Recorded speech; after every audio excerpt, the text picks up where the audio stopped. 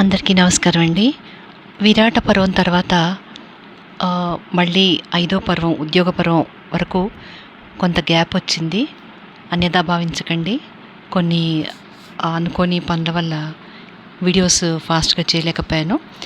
ఇది ఇప్పుడు ఐదో పర్వం ఉద్యోగ పర్వంలోకి కంటిన్యూ చేద్దాం మనం ఈ వీడియో. ఇప్పటిదాకా ఏంటంటే విరాట పర్వం అక్కడ పాండవులు వాళ్ళ అజ్ఞాతవాసం అయిపోవడము అవన్నీ చూసాము. తర్వాత ఉత్తరకి అంటే విరాటరాజు కూతురు అనమాట, ఆ ఉత్తరకి అర్జునుడి కొడుకు అభిమన్యుడికి వివాహం జరిగింది.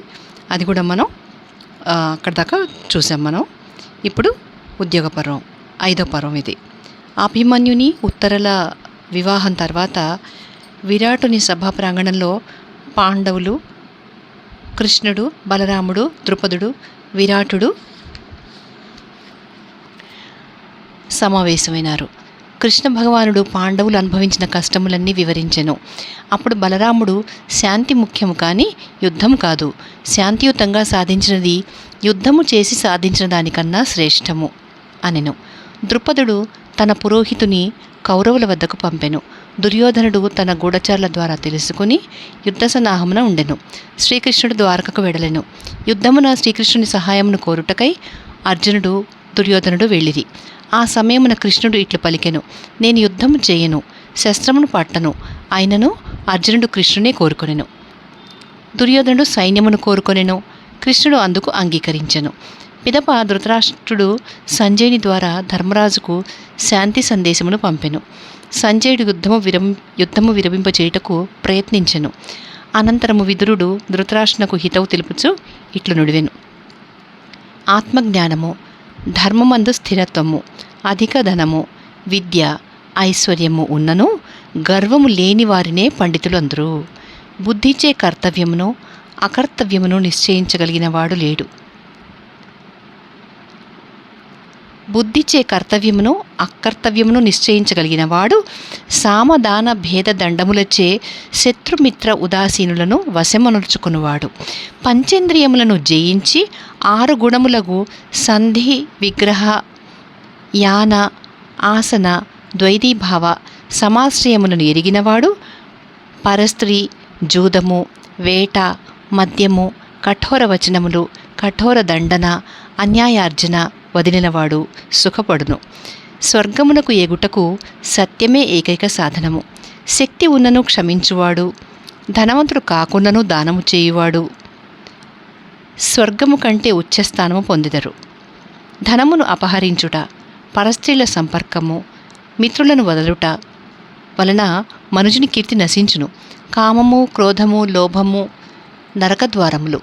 అగ్నిహోత్రము, మౌనము, స్వాధ్యాయము, యజ్ఞానుష్ఠానము సరిగా చేయనిచో భయము కలుగచేయును. తల్లిని, తండ్రిని, అగ్నిని, ఆత్మను, గురువును శ్రద్ధతో ప్రేమతో సేవించవలెను. ఉత్తమ కీర్తిని పొందుటకు దేవతలను, తల్లిదండ్రులను, మనుష్యులను, సన్యాసులను, అతిథులను పూజించవలెను. క్షమ అన్నిటినీ సిద్ధింపజేయును. శీలము అతి ముఖ్యమైనది. ఆత్మనివాస స్థానము నవరంధ్రములు. సత్వ రజ తమోగుణములు జ్ఞానేంద్రియములు కలిగిన శరీరమును తెలుసుకున్నవాడు గొప్ప జ్ఞానియగును. ఉత్తములకు అవమాన భయము ఉండును. మనుజుడు ఐశ్వర్య మదముచే భ్రష్టుడగును. ఇంద్రియ మనములను వశముందు ఉంచుకునివాడు సంసారమును సుఖముగా దాటును. కఠిన వచనముల గాయము మానదు. ఈ లోకమున ఎంతవరకు మనుషుడు కీర్తిగానము చేయబడుచుండునో అంతవరకు అతడు స్వర్గలోకమున ఉండును. పరమాత్మ ఎవరినైనా రక్షింపదలిచినచో అతనికి ఉత్తమ బుద్ధిని ఒసగును. వేదములు మాయావిని రక్షింపవు. మితభోజనము చేయువానికి ఆరోగ్యము, ఆయువు, బలము, సుఖము, ఉత్తమ సంతానము కలుగును. ఈశ్వరార్పణ బుద్ధితో చేయు కార్యములు సమస్త సిద్ధులకు మూలమంత్రము. ధర్మము నుండి అర్థము వేరు కాదు. సదాచారము చెడ్డ లక్షణములను తొలగించును. ప్రయత్నము వదలనివాడు అనంత సుఖములను పొందును. విద్యార్థులకు సోమరితనము, స్తబ్దత్వము, వ్యర్థ సంభాషణ దోషములు అని చెప్పబడినవి. సుఖము కోరువానికి విద్య లభించదు. మనుష్యుడు పుణ్యపాపములచే పరలోకమునకేగును. సనత్సుజాతుడు ప్రమత్తత మృత్యువు, అప్రమత్తత అమృతము అసురులు ప్రమత్తతచే మృత్యుచే ఓడిరి, దేవతలు అప్రమత్తత వలన బ్రహ్మస్వరూపులైరి అని ధృతరాష్ట్రునకు చెప్పెను. పరమాత్మ జ్ఞానము యొక్క ఫలము ప్రత్యక్షమైనది. తపస్సు పవిత్రమై అజరామరమై వెలయును. పూర్ణుడగు పరమేశ్వరుని నుండి పూర్ణులగు సమస్త ప్రాణులు జన్మించుచున్నారు. ఆ ప్రాణులు పూర్ణమగు సత్తా స్ఫూర్తి చేష్టలు చేయుచున్నారు. మరలా బ్రహ్మమునందు లయమగుచున్నారు.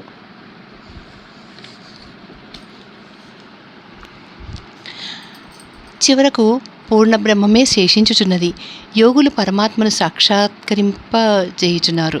హృదయమందున్న అంగుష్ట మాత్రమగు జీవాత్మ సూక్ష్మ శరీరము సంబంధముచే జనన మరణములను పొందుచున్నాడు. ఈ పరమాత్మ స్వరూపమును అంతఃకరణ శుద్ధముగా ఉన్నవారే చూడగలరు.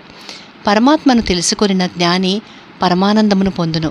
ఈ నీతులు విదుర నీతులని ప్రసిద్ధి చెందినవి.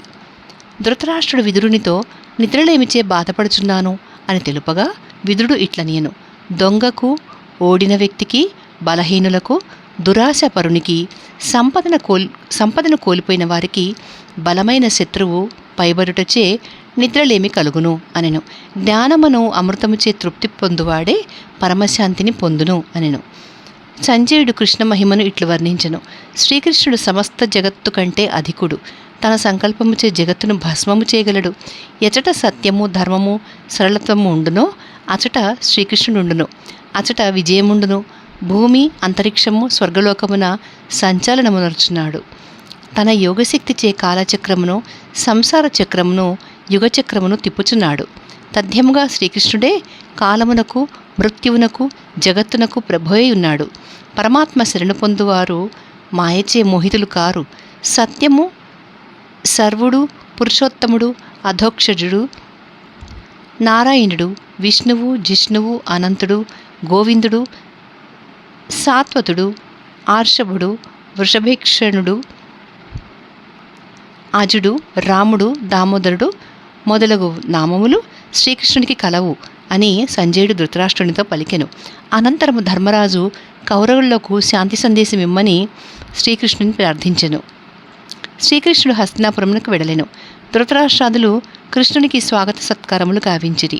పిదప కృష్ణుడు కుంతి వద్దకు వెళ్ళగా ఆమె దుఃఖముతో విలపించెను. శ్రీకృష్ణుడు కుంతికి ఆశ్వాసనమొసంగెను.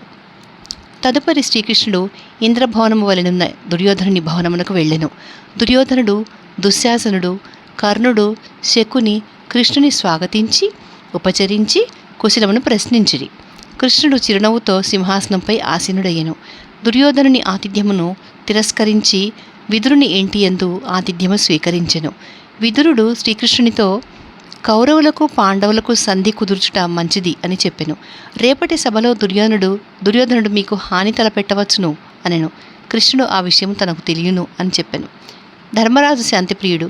అతని మనోరథమును ఈడేర్చుటకు దూతగా వచ్చితిని అని పలికెను. కుంతీదేవి కర్ణునికి జన్మరహస్యము ఈ విధముగా తెలిపెను: కర్ణ, నీవు నా పుత్రుడవు, సుతపుత్రుడవు కావు. నేను కన్యగానున్నప్పుడు సూర్యుని వరముచే నాకు పుట్టితివి. లోకాపవాదమునకు వెరచి నిన్ను పెట్టెలో ఉంచి గంగానదిలో వదిలి తిని. అందుకే నీవు రాధ అతిరథ పుత్రుడని జనులు అందురు. తల్లి మాట తీర్చుట పుత్రుని ధర్మం కనుక పాండవుల పక్షము చేరి కౌరవులను ఓడించి రాజ్యమును స్వీకరించుము అని కోరెను. అప్పుడు కర్ణుడు దుర్యోధనునికి ద్రోహము తలపెట్టను. నన్ను నమ్ముకునే యుద్ధమునకు సిద్ధమయ్యెను. యుద్ధమందు ఒక్క అర్జునుని తప్ప మిగిలిన నలుగురిని సంహరించను అని మాట ఇచ్చెను. కుంతి ఈ మాటలు విని భయంతో వణికెను. విధి బలీయమైనది అని అనెను. పిదప శ్రీకృష్ణుడు దుర్యోధనుని ఆహ్వానంపై కౌరవ సభకు విచ్చేసి శాంతి సందేశమును సర్వులకు వినిపించి హితోపదేశము చేసెను. నారదుడు దుర్యోధనునకు పాండవులతో సంధి చేసుకోమని బోధించెను. దుర్యోధనునకు సభయందు శ్రీకృష్ణుడు, భీష్ముడు, ద్రోణుడు, విదురుడు, ధృతరాష్ట్రుడు ధర్మ విషయము, కర్తవ్యము వివరించిరి. దుర్యోధనుడు శాంతికి అంగీకరించలేదు. 5 గ్రామములు ఇచ్చుటకు కూడా ఒప్పుకొనలేదు. పాండవులకు సూదిమన భూమి కూడా ఇవ్వను అనెను. కౌరవులు కృష్ణునికి హాని తలపెట్టిరి. అప్పుడు కృష్ణుడు: ఓ మూర్ఖ దుర్యోధన, నాకు హాని చేయటం ఈ తరము కాదు. నీ కళ్ళు తెరువుము, నా వైపు చూడుము, నా విశ్వరూపము చూడుము. నా శరీరంలో పాండవులు, భీష్ముడు, ద్రోణుడు, ద్వాదశ ఆదిత్యులు, ఏకాదశ రుద్రులు, అష్టవసువులు మొదలగు వారందరూ ఉన్నారు అనెను. దుష్టులు ఈ విశ్వరూపమును కానలేరు. సజ్జనులు దర్శించి తరించిరి. ధృతరాష్ట్రునకు జ్ఞానచక్షులనిచ్చి విశ్వరూపం దర్శించినట్లా చేసినాడు.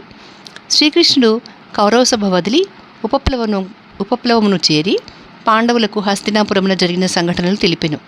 దుర్యోధనుడు యుద్ధమునే కోరెను కనుక మీరు యుద్ధమునకు సిద్ధము కండి అనెను. అటు పిమ్మట కౌరవ పాండవులు తమ సేనలతో యుద్ధమునకు కురుక్షేత్రము చేరిరి. కౌరవులకు భీష్ముడు సేనానాయకుడు, పాండవులకు ద్రుపదుని పుత్రుడగు దృష్టద్యుమ్నుడు సేనానాయకుడు. ఉభయులకు హిరస్వటి నది హద్దుగా నిర్ణయించబడెను. దుర్యోధనుడు శకుని పుత్రుడగు ఉలూకుడు అను దూత ద్వారా పాండవులను యుద్ధమునకు సిద్ధముగా నుండు అని సందేశమును పంపెను.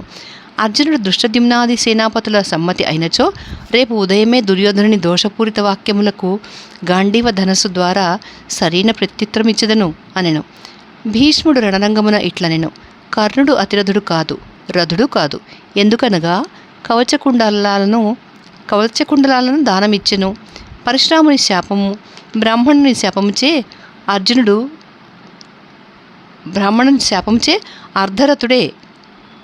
అర్ధరథుడే అనెను. అర్జునుడు కర్ణుని జయించును అనెను. కర్ణుడు భీష్ముడు రణరంగమున ఉన్నన్ని రోజులు యుద్ధము చేయను అని తెలిపి వెడలిపోయాను. పిదప భీష్ముడు యుద్ధమున శిఖండి ఎందులకు వధింపబడడో దుర్యోధనాదులకు ఈ క్రింది విధముగా తెలిపెను. శిఖండి పూర్వజన్మమున అంబ, నేను చిత్రాంగదుడు మరణించిన తర్వాత విచిత్ర వీరునకు వివాహం చేయుటకు కాశీరాజు కుమార్తెలగు అంబ, అంబిక, అంబాలికలను స్వయంవరమున గెలిచి తీసుకువచ్చి తిని. అంబిక, అంబాలికలు విచిత్ర వీర్యుని వివాహమాడిరి. అంబ శల్యుని ప్రేమించుటచే ఆమెను శల్యుని వద్దకు పంపితిని. శల్యుడు నిరాకరించుటచే అంబకు నాపై వైరము కలిగెను. శివుని గూర్చి తపస్సు చేసెను. శివుడు ప్రత్యక్షమై మరు జన్మలో భీష్ముని మరణమునకు కారణమైనట్ల వరమిచ్చెను. శిఖండి స్త్రీగా జన్మించి పురుషునిగా మారెను. ఆ కారణంచే నేను శిఖండితో యుద్ధము చేయను అనెను. పిమ్మట వేదవ్యాసుడు సంజయునకు దివ్యదృష్టిని అనుగ్రహించెను. సంజయుడు కురుక్షేత్ర రణరంగమున జరుగు యుద్ధ వివరములు ధృతరాష్ట్రునకు వివరించెను. శ్రీకృష్ణుని సలహా మేరకు విదురుడు కౌరవులకు ధర్మబోధ చేసెను. దానితో విదురుని ఉద్యోగము ఊడినది. విదురునకు అవమానం వలన ఆధ్యాత్మిక సాధన పెరిగినది. శ్రీకృష్ణుని సలహా మేరకు విదురుడు తీర్థయాత్రకు వెళ్ళుటచే భారత యుద్ధమందలి సంహారకాండను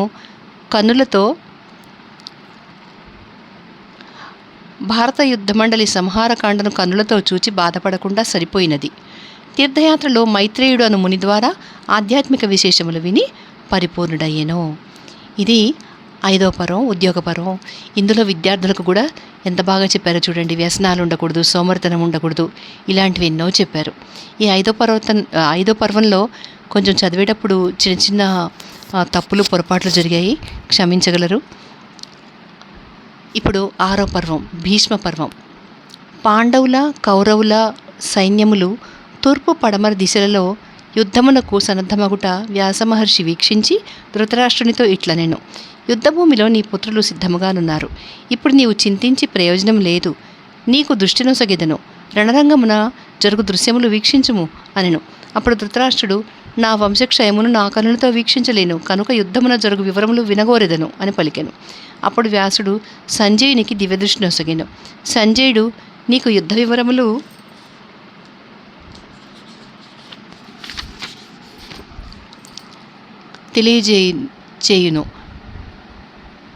తెలియచేసేదను. ఒక విషయం గుర్తుంచుకొనుము, విజయము ధర్మం పక్షమున ఉండును అనెను. యుద్ధము ఆరంభ సమయమున ధర్మరాజు శత్రుసేన మధ్యకు వెడలి భీష్మ, ద్రోణ, కృప, శల్యుల పాదములకు నమస్కరించి వారి ఆశీస్సులను పొందెను. భీష్ముడు కౌరవ వీరులను ప్రోత్సహిస్తూ ఇట్లనెను. వీరులారా, యుద్ధమున మీ పరాక్రమం చూపండి, మరణించినచో వీరస్వర్గము పొందెదరు అనెను. భీష్ముడు శంఖమును పూరించెను. శ్రీకృష్ణుడు పాంచజన్యము, ధర్మరాజు అనంత విజయము, భీముడు పౌండ్రకము, అర్జునుడు దేవదత్తము, నకుల సహదేవులు సుఘోషమణి పుష్పకాలు అను శంఖములను పూరించిరి. ధృతరాష్ట్రుడు, సంజయ, ధర్మానికి నిలయమైన కురుక్షేత్రంలో యుద్ధ సన్నద్ధులైన పాండవులు కౌరవులు ఏమి చేయుచున్నారు తెలుపుము అనెను. సంజయుడు, మీ కుమారుడగు దుర్యోధనుడు ద్రోణాచార్యునికి పాండవ వీరులను కౌరవ వీరులను తెలిపెను. అర్జునుడు యుద్ధభూమిలో తాతలను గురువులను బంధువులను చూచి యుద్ధము చేయను అని విల్లంబులు వదిలివేసెను. అప్పుడు శ్రీకృష్ణుడు అర్జునునికి ధైర్యం కలిగించుటకు ఆధ్యాత్మిక బోధ భగవద్గీత చేసెను. అర్జున, శోకించనవసరం లేని వాని కోసం శోకించుచున్నావు. జ్ఞాని జీవించి ఉన్నవారి కొరకు మరియు మృతుల కొరకు శోకించడు.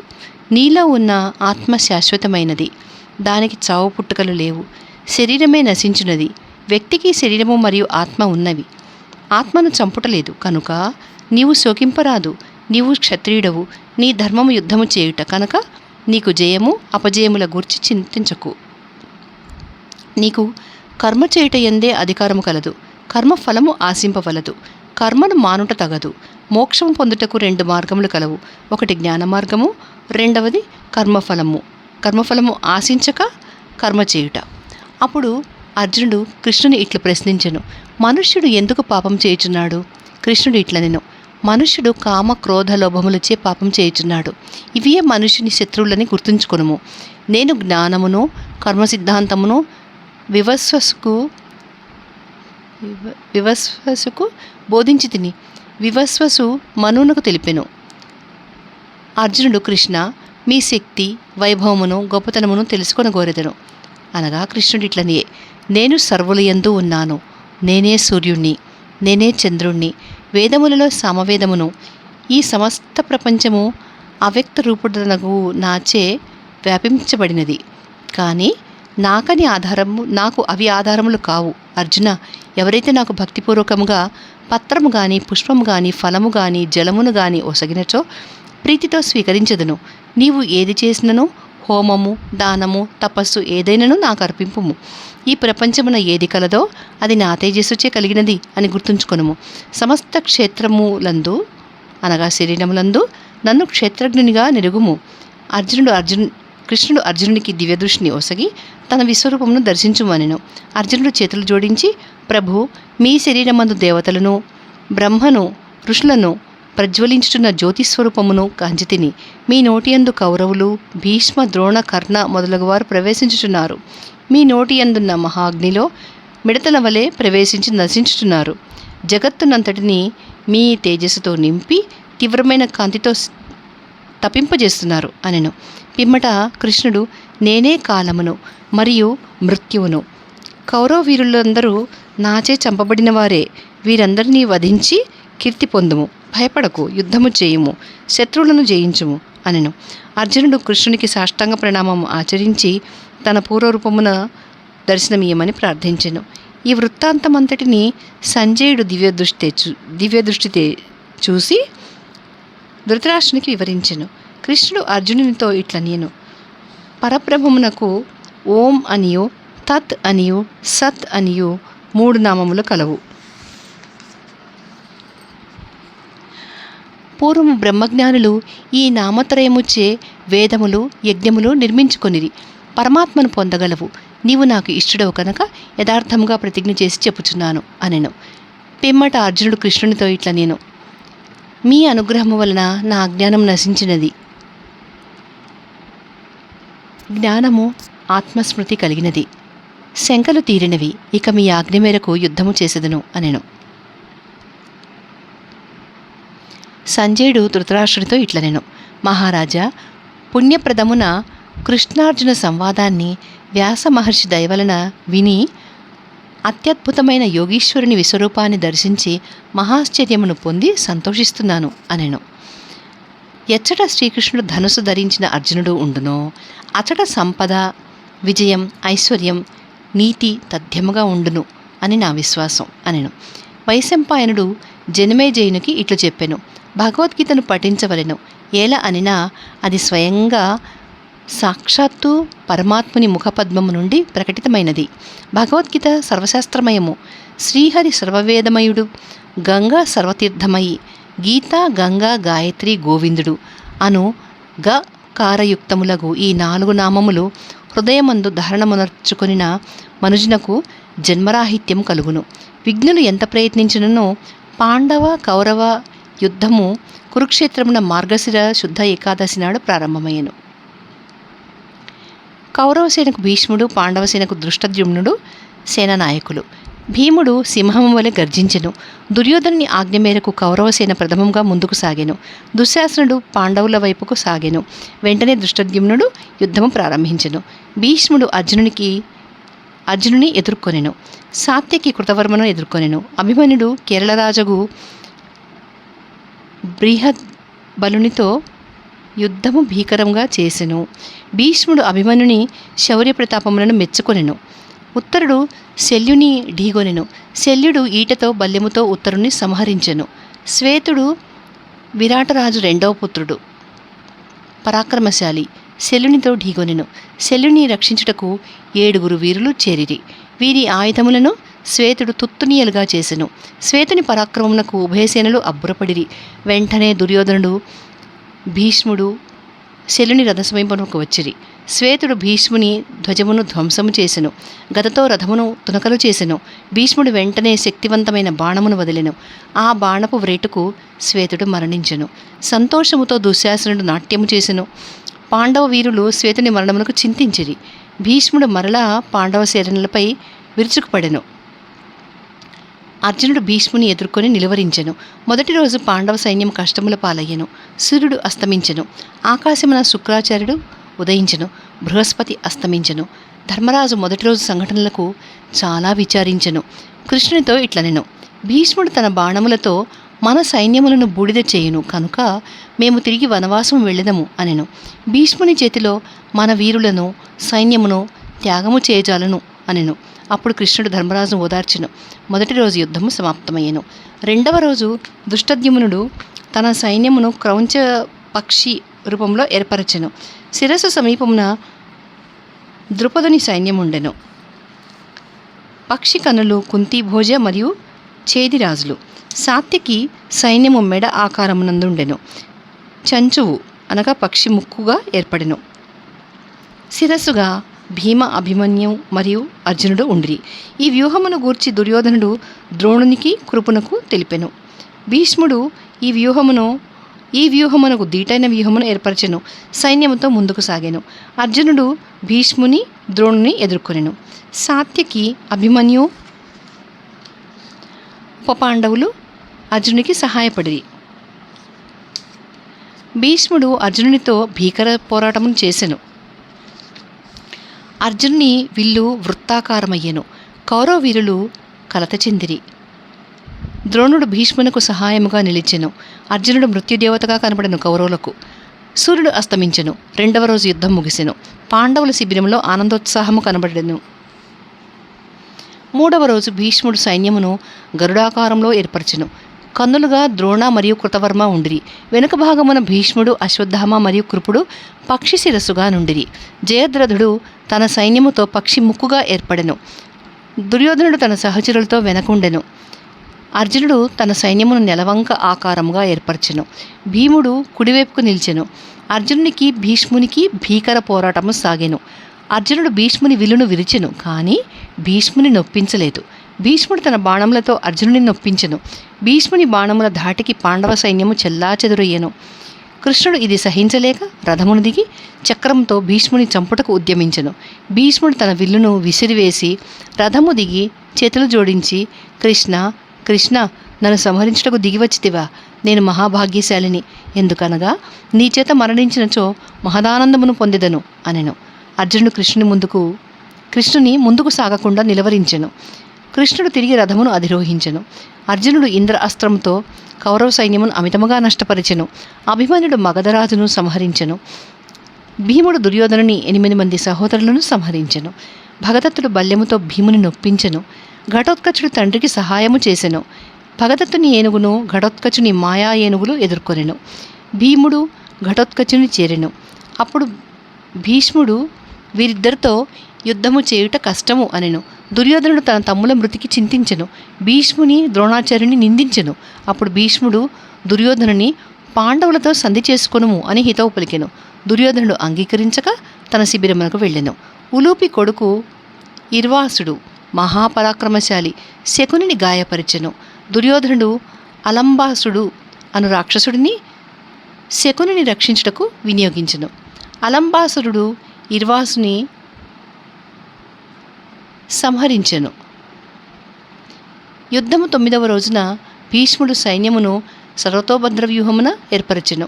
సాత్యకికి, అశ్వత్థామకు, ద్రోణుడికి, అర్జునుడికి, భీష్మునికి ఘోర యుద్ధము జరిగెను. భీష్ముడు పాండవ సైన్యమును నష్టపరిచెను. 9వ రోజు రాత్రి పాండవులు, ద్రౌపది, కృష్ణుడు భీష్ముని శిబిరము చేరి ఆశీస్సులు పొందిరి. భీష్ముడు శిఖండితో యుద్ధము చేయనని పాండవులకు తన మరణ రహస్యము తెలిపెను. 10వ రోజున అర్జునుడు శిఖండిని రథమునందుంచుకొని భీష్మునితో యుద్ధమునకు తలపడెను. శిఖండికి కౌరవులకు భీకర పోరాటము జరిగెను. అర్జునునికి భీష్మునికి కూడా భీకర యుద్ధము జరిగెను. తన తండ్రి ఇచ్చిన వరము భీష్మునికి జ్ఞప్తికి వచ్చెను. భీష్ముడు విల్లంబులు వదిలివేసెను. అర్జునుడు శిఖండిని ముందుంచుకొని భీష్ముని పడగొట్టెను. సూర్యుడు పడమటి దిక్కున చేరెను. కౌరవుల సైన్యములో అలజడి కలిగెను. కౌరవులు, పాండవులు యుద్ధము ఆ రోజుకి చాలించిరి. యుద్ధమందు భీష్ముని శరీరమున రోమరోమమున బాణములు గుచ్చుకొనగా అతను ధరాశాయి అయి దేహత్యాగమునకు దక్షిణాయనము ఉపయుక్తము కాదని తలంచి ఉత్తరాయణము వచ్చే వరకు అర్జునుడు ఏర్పరిచిన అంపశయ్య మీదనే పరుండి ఉండెను. భీష్ముని ధర్మనిష్టను సాహసమును చూసి జనులు ఆశ్చర్యచకితులైరి. ధృతరాష్ట్రుడు భీష్ముని శిఖండి సహాయమున అర్జునుడు పడగొట్టనని తెలిసి తనకు చాలా పరితాపము కలుగుచున్నదని సంజయునితో అనెను. సంజయుడు ధృతరాష్ట్రునితో ఇట్లనెను, ఇప్పుడు దుఃఖించి లాభమేమి? మీ అభిప్రాయము గత జల సేతుబంధనము వలె ఉన్నది. 10 రోజుల యుద్ధము ముగిసెను. ఇక్కడ అక్షౌహిణి అనగా 21,870 రథాలట. అట్లాగే 21,870 ఏనుగులు, 65,610 అశ్వములు,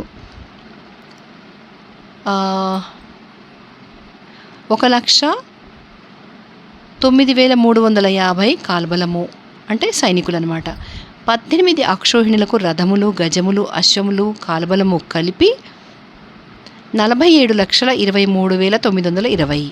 కౌరవులకు 11 అక్షోహిణులు, పాండవులకు 7 అక్షోహిణులు. ఇది యుద్ధంలో వాళ్లకున్న సేనాబలాలు. ఇక్కడితో మనం 6వ పర్వము ఆపేస్తున్నాము. 6వ పర్వం పేరు చెప్పాను కదా ముందే, భీష్మ పర్వము. ఇందులో మనకి చాలా చాలా ముఖ్యమైన విషయం ఏంటంటే భగవద్గీత ఈ పర్వంలోనే మనకు దొరుకుతుంది. అత్యద్భుతమైన భగవద్గీత.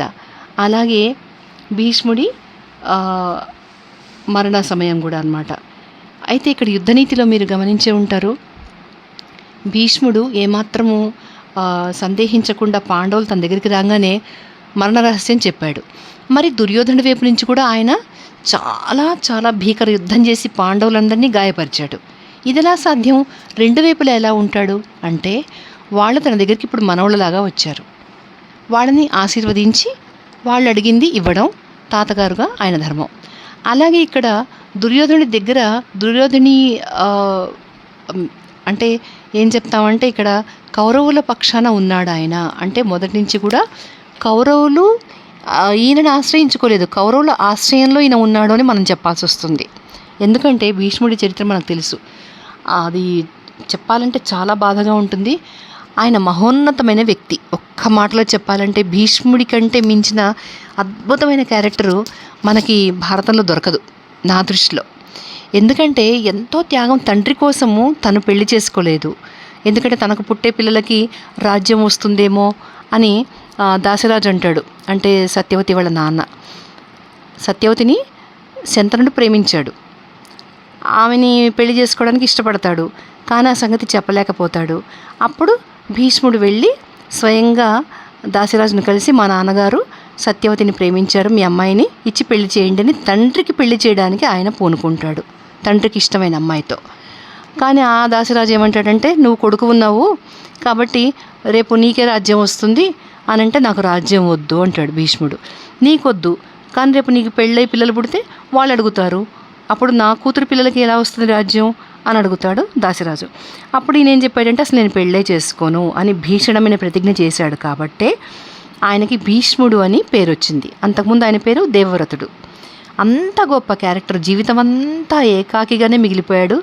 అలాగే తన కళ్ళెదురుగా అన్యాయాలు జరుగుతున్నా, తన పెద్దరికానికి విలువ లేకపోయినా, కౌరవులు చేసే దుశ్చేష్టలకి ఆయన నిస్సహాయంగా చూస్తూ ఉండిపోయాడు. అతి గొప్ప అద్భుతమైన క్యారెక్టరు. తండ్రి కోసం త్యాగం చేసి యుగయుగాలకి కూడా ఆదర్శ పురుషుడిగా నిలబడిపోయారు భీష్మాచార్యుల వారు. ఒక్కసారి వారికి నమస్కారం చేసుకుందాం. ఇక్కడితో ఈ వీడియో ఆపేద్దామండి. రేపు మళ్ళీ ఇంకో వీడియోతో కలుద్దాం. జయ శ్రీమన్నారాయణ.